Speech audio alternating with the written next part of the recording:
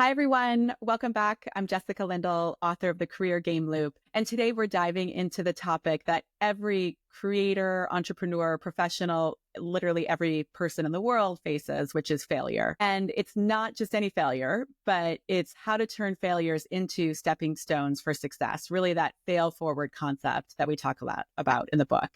I'm thrilled to introduce our guest today, Stacey Haffner. She's a powerhouse in the tech and gaming industry. She's built an incredible career by taking bold risks and embracing setbacks as opportunities. Stacey, welcome to the show. Thank you. I'm so excited to be here. Could you start off by introducing yourself and sharing a bit about your journey? Absolutely. So, as you know, I'm Stacey Haffner, and I am very excited to be here today to talk about my experience in embracing failure. So, as you guys will see, my career path has not been very traditional at all. And where I've ended up today is by day, I'm a leader in product management who's built a career around creating experiences for developers and creators. And then by night and on the weekends, I work on games with my partner at our studio, What Up Games. The skills that I have today, I've gained by a combination of on-the-job training, books, online tutorials, and mostly just jumping in and trying something. Thank you so much. Your journey, as I discovered when we first met each other at Unity, has been anything but linear, from leaving school early to working at top tech companies. Can you help us understand what role failure played in your career path?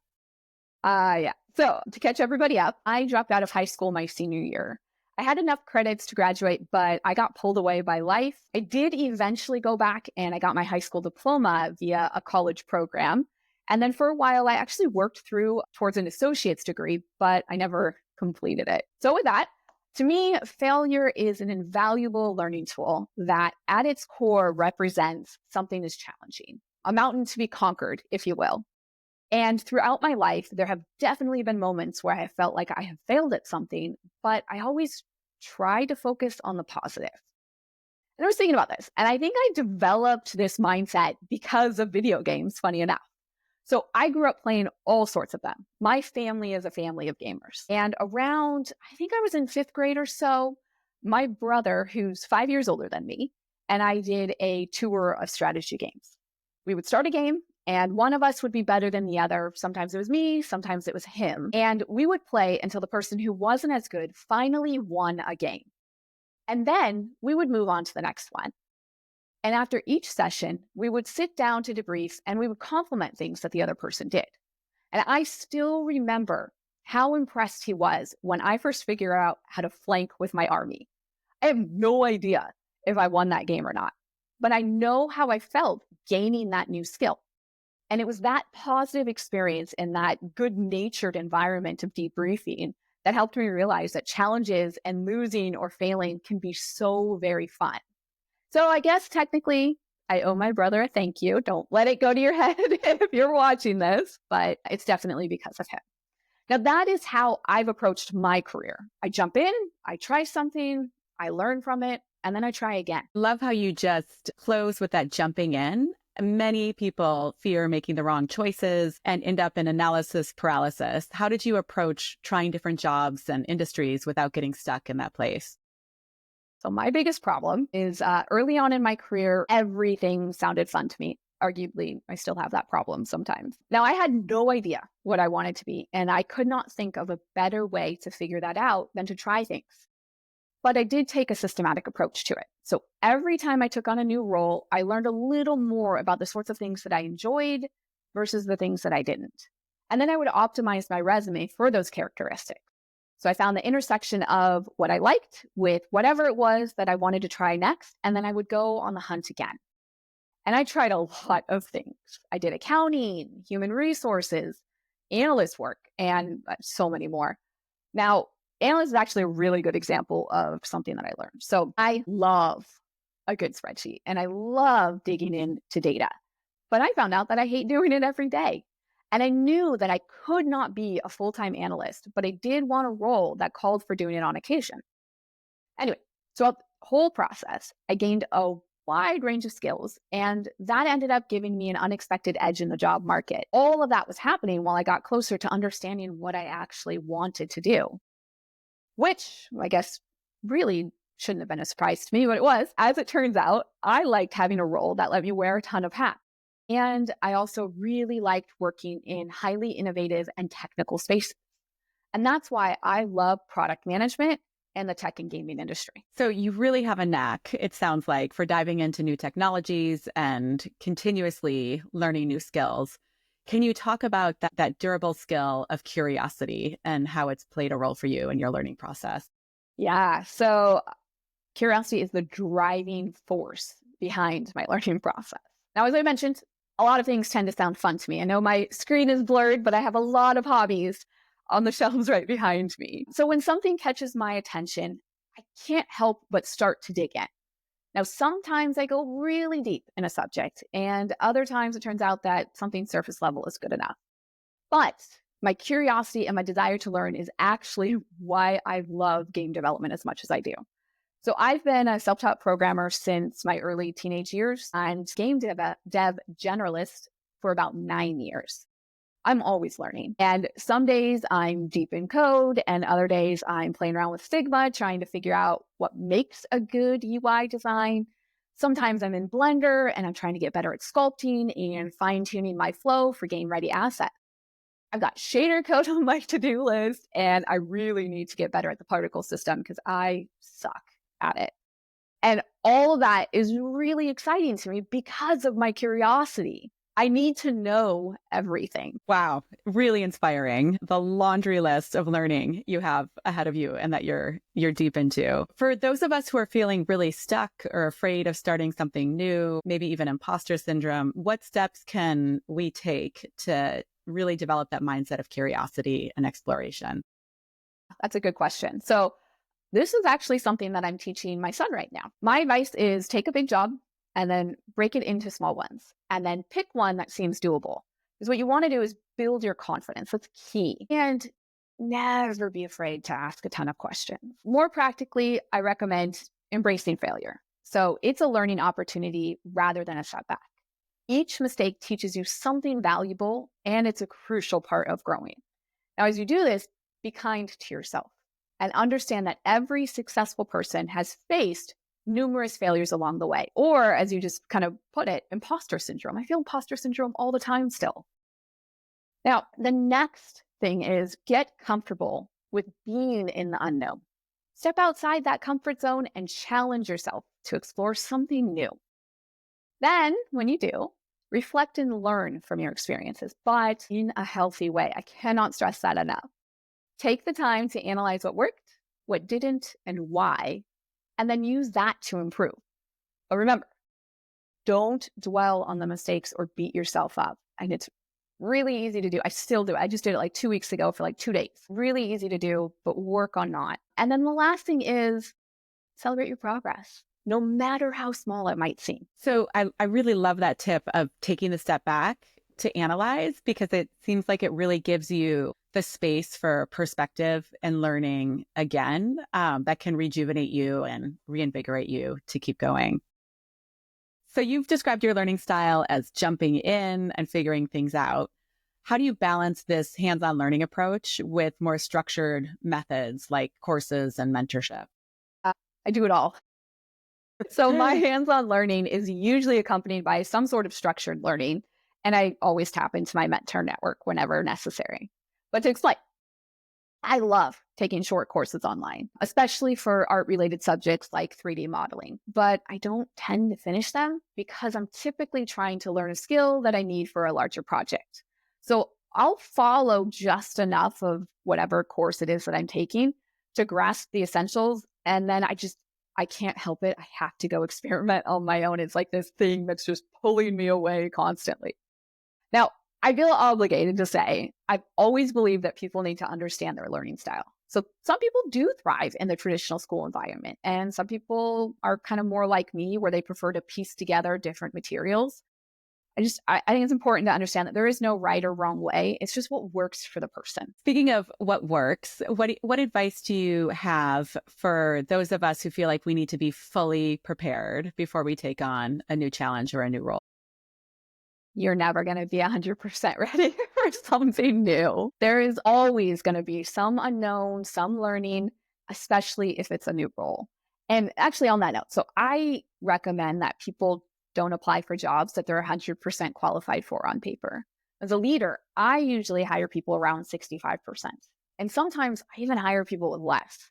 So I once hired an engineer who had a little bit of project management experience for a product manager role in an entirely new industry. Now, on paper, she probably met roughly 25% of what I was looking for. But I hired her because she was doing so much on her own to learn about product management. She challenged herself and she embraced failure. And she ultimately grew to be an amazing product manager and team member who helped me drive growth across my entire team. It almost sounds like you, because I know you came really, really well prepared into this conversation too. So switching to your personal accomplishments, your game, Nothing But Net, went up against a giant NBA-backed studio release and won. Spoiler alert for reading more about that in the book. What did that experience teach you about risk and resilience and just really trusting your instincts? Yeah. So first off, we don't think of it as winning. And we actually had no idea that anyone else was working on a basketball game. So this is one of those like kind of core memories. I remember the day we released. I was so scared and I did not want to push that publish button. But right after I did is actually when we found out that there was another game. And I remember I actually cried. I remember feeling totally heartbroken because I was absolutely sure no one was even going to look at our game. And we'd spent so much work on it. So that was a lesson all in its own. Yeah. But talking about risk, so Nothing But Net was full of risk. We were learning game development. We were learning VR. We were tackling peer-to-peer multiplayer for the first time all at once. And then at one point, we actually even tried to port the game to PlayStation. There's a lot going on that front.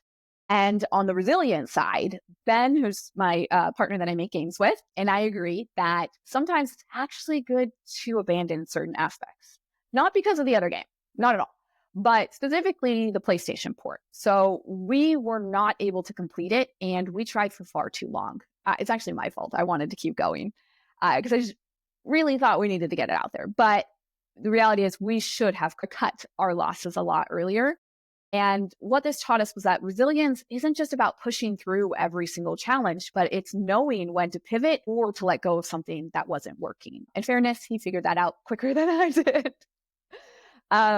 So our instincts on that side were actually right in not on the port right, but our instincts were right in that we believed that good mechanics were key to VR.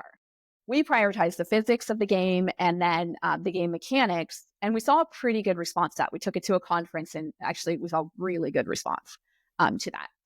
But we did miss the mark on the importance of having a great environment experience, and that was actually something that the other game did extremely well. I think if someone had merged what we did with what the other game did, they would have had a really big hit on their hands.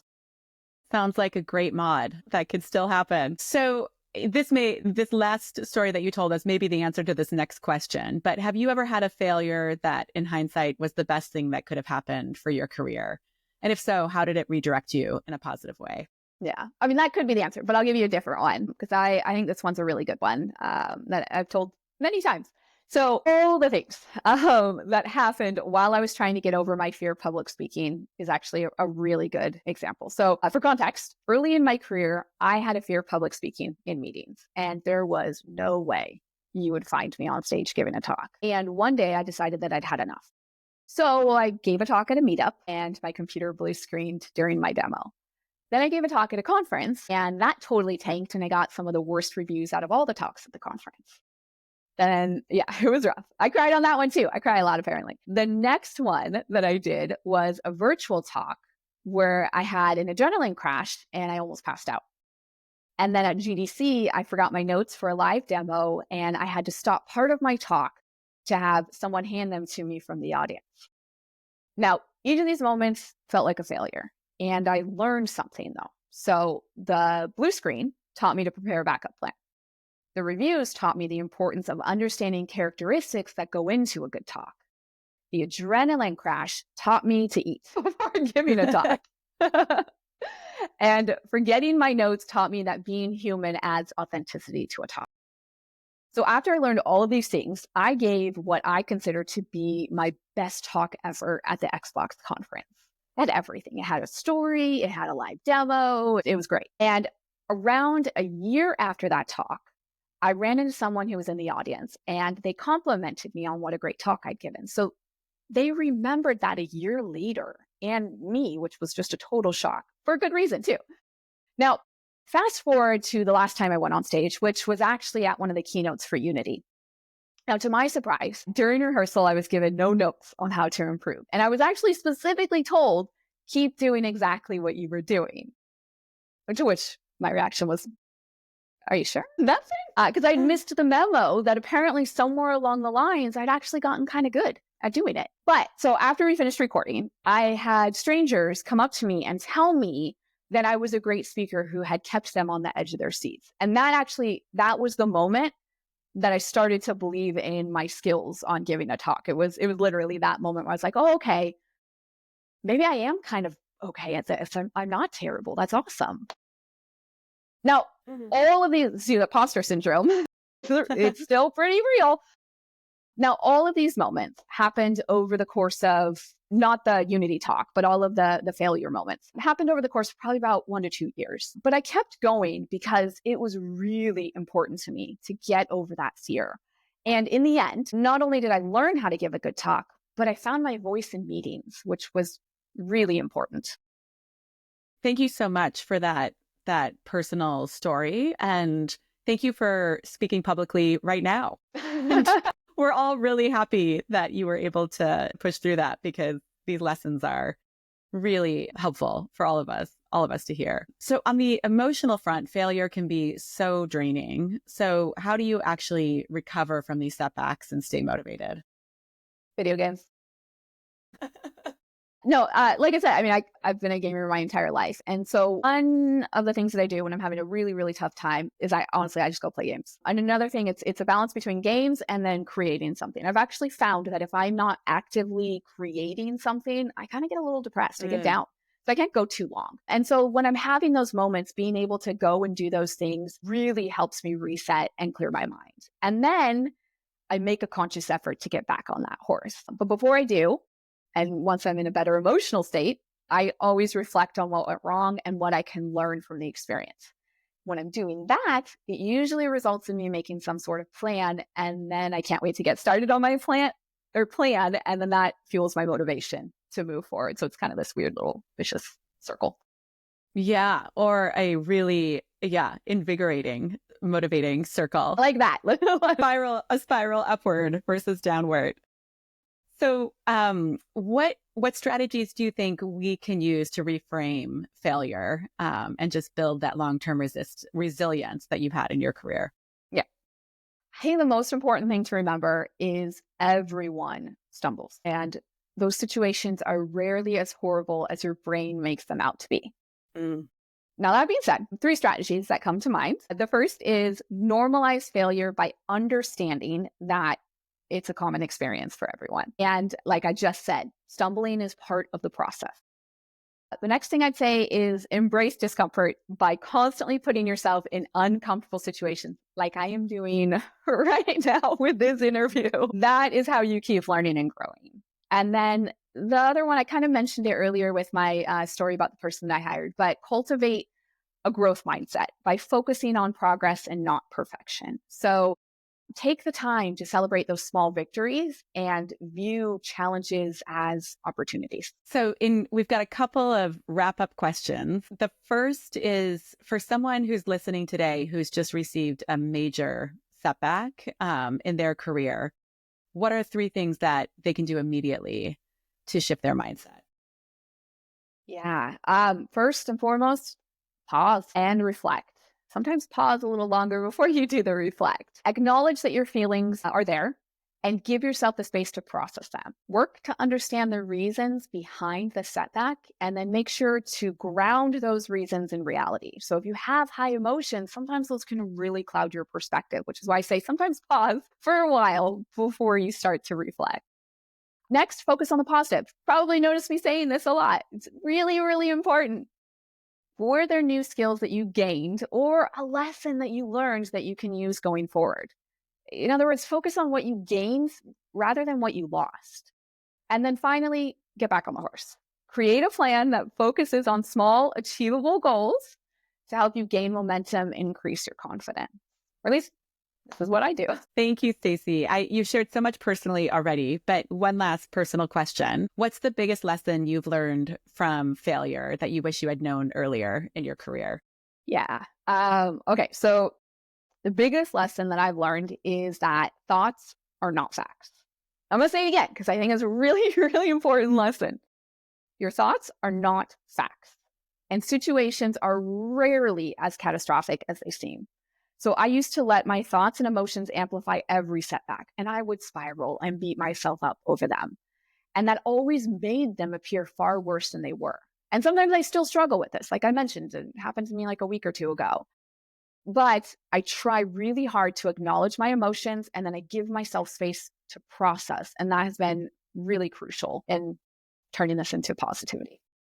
Thank you, Stacey. This conversation has been so incredibly insightful. Thank you for sharing your journey and all of the lessons that you've learned along the way. Before we wrap up, where can our listeners follow your work and stay connected?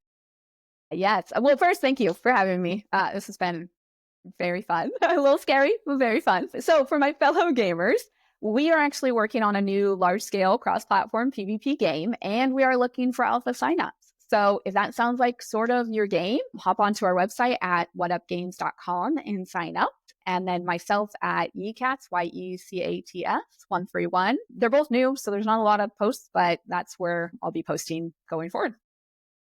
Excellent. And we'll put that in the show notes too for everybody to find that. Just final thoughts, thinking of failure like playing a video game. You don't just quit because you lose a level, you learn from it, respawn, try again. Every setback's an opportunity to refine, learn, and ultimately level up. So embrace the challenge, stay curious, and keep playing this game of career growth. Until next time, thanks everybody.